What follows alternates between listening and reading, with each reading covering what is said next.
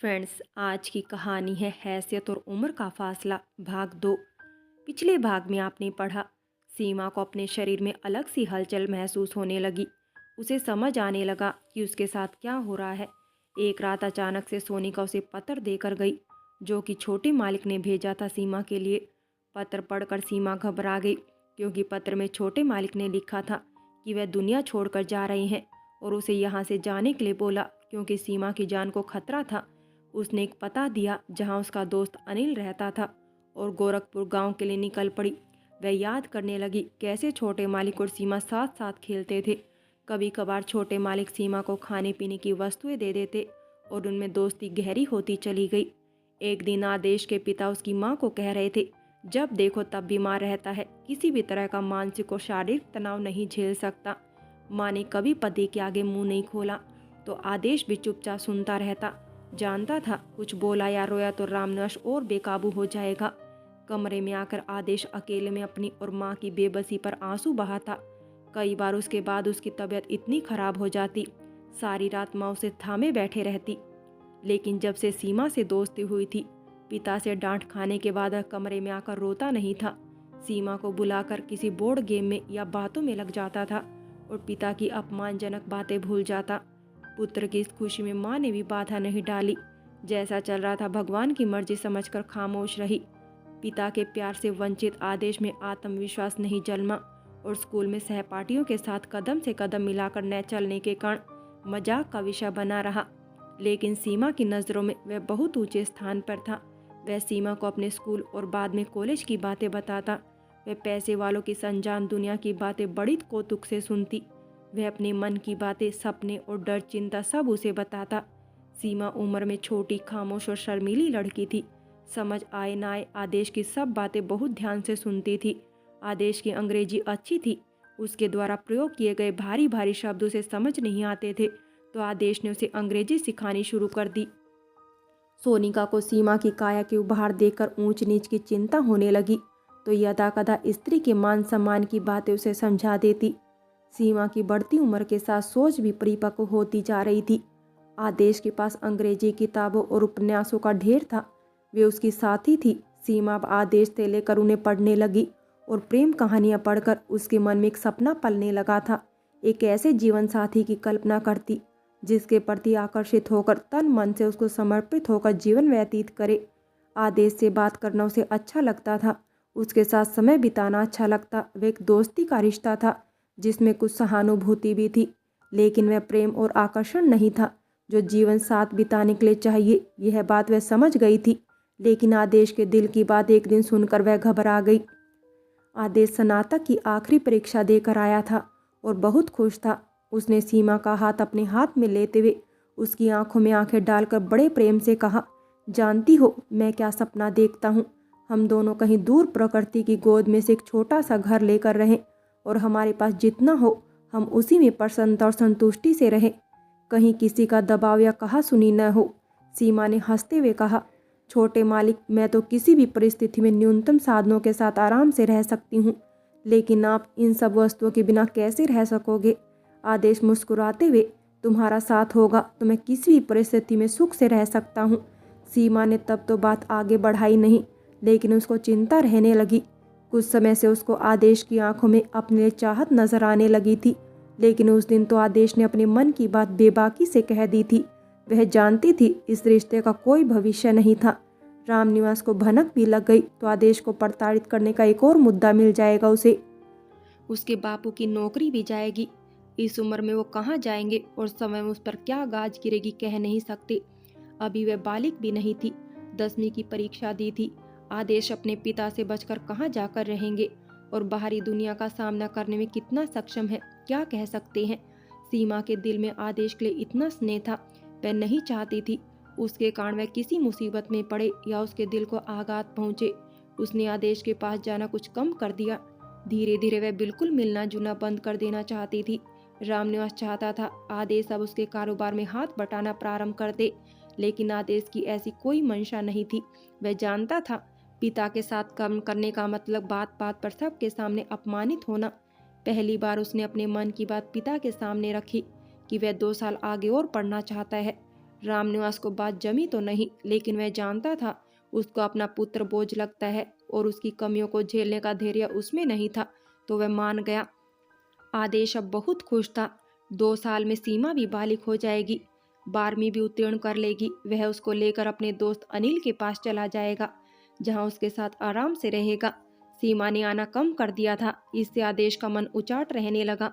फिर उसे लगा सही है, अब सीमा के समीप आने पर उसके लिए अपने आप पर नियंत्रण रखना थोड़ा मुश्किल हो जाता है। जब भी सीमा से मिलता, भविष्य की बातें करता, उसको सलाह देता 12वीं करके वह अंग्रेजी में बीए करे, फिर बीएड करके किसी स्कूल में अंग्रेजी की शिक्षिका बन जाए। समय बीत रहा था। शारीरिक परिवर्तनों के कारण सीमा में संकोच और लज्जा बढ़ती जा रही थी। दूसरे उसकी जिम्मेदारी भी बढ़ रही थी। पिता का स्वास्थ्य गिरता जा रहा था, इसलिए उनकी नौकरी बनाए रखने के लिए बगीचे में अधिक समय लगाने लगी। कई बार आदेश आर्थिक सहायता करने के उद्देश्य से कुछ रुपए सीमा को देने की कोशिश करता, तो वह स्वीकार नहीं करती। खाने की वस्तु वह ले लेती थी, लेकिन पैसे लेना उसे गवारा नहीं था। वह यह लांछन बर्दाश्त नहीं कर सकती थी। दोस्ती की आड़ में उसने आदेश से अवांछनीय लाभ लेने की कोशिश की। सीमा 12वीं की अंतिम परीक्षा देकर घर आई थी। सोच रही थी रात को अवश्य आदेश से मिलने जाएगी। 2 महीने से उसकी शक्ल नहीं देखी थी। रात को जब वह खिड़की के पास पहुंचे तो देखा आदेश खिड़की खोले उसके इंतजार में खड़ा है। उसको देखते ही मुस्कुराते हुए खिड़की के आगे से हटते हुए बोला, बहुत देर से तुम्हारा इंतजार कर रहा था। अगर और 10 मिनट नहीं आती तो सोनिका को भेजने ही वाला था तुम्हें बुलाने के लिए। कमरे की रोशनी में आदेश को देखकर सीमा सख्ते में आ गई। चिंतित स्वर में बोली, आपको क्या हुआ छोटे मालिक, इतने कमजोर कैसे हो गए, बीमार हो क्या? आदेश कुर्सी पर बैठते हुए उदास स्वर में बोला, 1 महीने से तबीयत बहुत ज्यादा खराब चल रही है, 2 बार अस्पताल भी रह कर आया हूँ। सीमा ने आदेश का हाथ अपने हाथ में लेते हुए कहा, मुझे सोनिका आंटी से कहकर पहले क्यों नहीं बुलवाया? अकेले इतना दर्द सहन करते रहे, ऐसी दोस्ती भी किस काम की जब परेशानी में बुलाने का हक भी नहीं रखा। आदेश ने दूसरे हाथ से सीमा के गाल को सहलाते हुए कहा, तुम्हारी 12वीं की परीक्षा चल रही थी, तुम्हें डिस्टर्ब करना नहीं चाहता था। सीमा, अच्छा बताओ हुआ क्या था? आदेश गहरी सांस लेते हुए बोला, डैड मेरी शादी चमेली से करना चाहते हैं। वो स्कूल में मेरे साथ ही पढ़ती थी और मेरे घर पर भी आना जाना है। वह शुरू से ही मुझे नापसंद करती थी और मेरा मजाक भी उड़ाती थी। डैड की देखा देखी वह भी मुझे मरियल कीड़ा बुलाती है। डैड ने जब 1 महीने पहले अपना निर्णय सुनाया तो मैंने इनकार कर दिया और उन्होंने हमेशा की तरह मुझे बहुत बुरा भला कहा। इस तरह के भावनात्मक दबाव मेरे अस्थमा को और बढ़ा देता है। सारी रात मेरी तबीयत खराब रही। मैंने चमेली से बात की और पूछा कि वह मुझसे शादी क्यों कर रही है। उसने कहा पहले तो नहीं करना चाहती थी, लेकिन उसके पिता ने दबाव डाला तो वह मान गई। फिर हंसते हुए बोली, तुम तो बीमार रहने वाले हो ना पतिदेव, तुम आराम करना और मैं तुम्हारी दौलत पे ऐश करूंगी।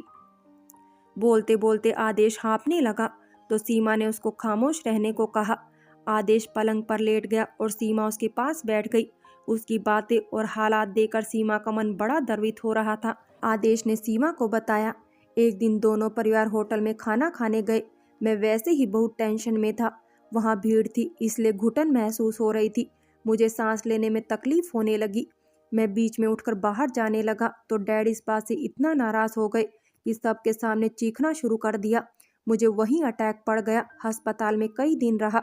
डॉक्टर कहते हैं मेरे फेफड़े कमज़ोर हो गए हैं, मुझे आराम की ज़रूरत है। 2-3 दिन से फिर इसी बात के पीछे पड़े हैं। वो समझ नहीं रहे चमेली से शादी करके मैं घुट घुट कर मर जाऊंगा। आदेश की बातें सुनकर वह भी रो पड़ी। उसने आदेश का सिर अपनी गोद में रख लिया और धीरे धीरे सहलाने लगी। आदेश, मैं अगर खुश और जिंदा रह सकता हूँ तो सिर्फ तुम्हारे साथ, लेकिन डैड को यह बात पता चलेगी तो वह तुम्हें घर से निकाल देंगे। मेरी समझ में नहीं आ रहा मैं कैसे चमेली से अपनी शादी न होने दूं। सीमा के पास इस समस्या का कोई समाधान नहीं था। वह जानती थी बड़े मालिक की ताकत के आगे कोई नहीं टिक सकता। सिर सहलाते हुए सीमा का हाथ आदेश की पीठ पर चला गया तो वह कर्रा उठा। उसने जरा शर्ट उठाकर देखा तो चोट के निशान थे। आदेश, एक दिन अपनी बेल्ट से भी मारा था मुझे अपनी बात मनवाने के लिए। सीमा का दिल चित्कार उठा, कोई बाप ऐसा कैसे हो सकता है। उसने आदेश की शर्ट उतार कर देखी। 4-5 लंबाई में निशान थे जब भरने शुरू हो गए। उसने पास में रखी मरहम लेकर हल्के हाथों से आदेश की पीठ पर लगा दी। आदेश दुखी स्वर में बोला, एक तुम ही हो जो मेरी मजबूरी समझती हो, फिर भी मुझसे इतना स्नेह करती हो। मोम भी डैड के डर से खुलकर मेरा साथ नहीं देती है। बहुत अकेला महसूस करता हूँ खुद को। और उसके आंसू निकल पड़े। सीमा उसकी दशा देखकर फफक पड़ी। अपनी बाहों में भरकर उसे बैठी रही। उसका मन कर रहा था कहीं दूर ले जाकर आदेश को इतना स्नेह दे कि उसके जीवन की सब कमी को भर दे।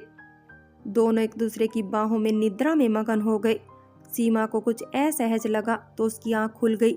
देखा आदेश उसके गालों, होठ और आंखों को किस कर रहा था। वह हड़बड़ाकर उसे अलग करने ही वाली थी।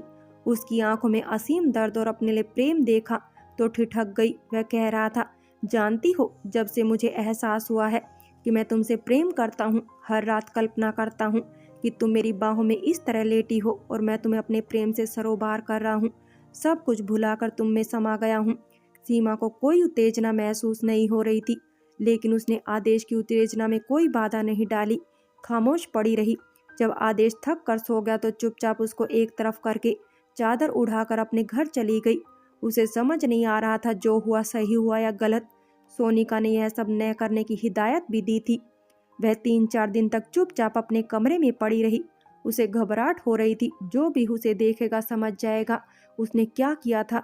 धीरे धीरे वह सामान्य हुई। उसे समझ आया ऐसा कुछ नहीं है और उसने बगीचे में काम करना शुरू कर दिया।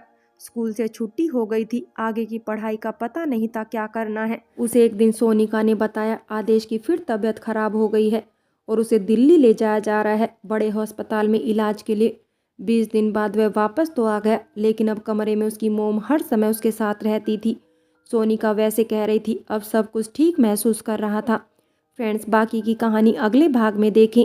और अगर कहानी अच्छी लगी हो तो लाइक करें, शेयर करें और प्यार भरी कहानी चैनल को सब्सक्राइब करें।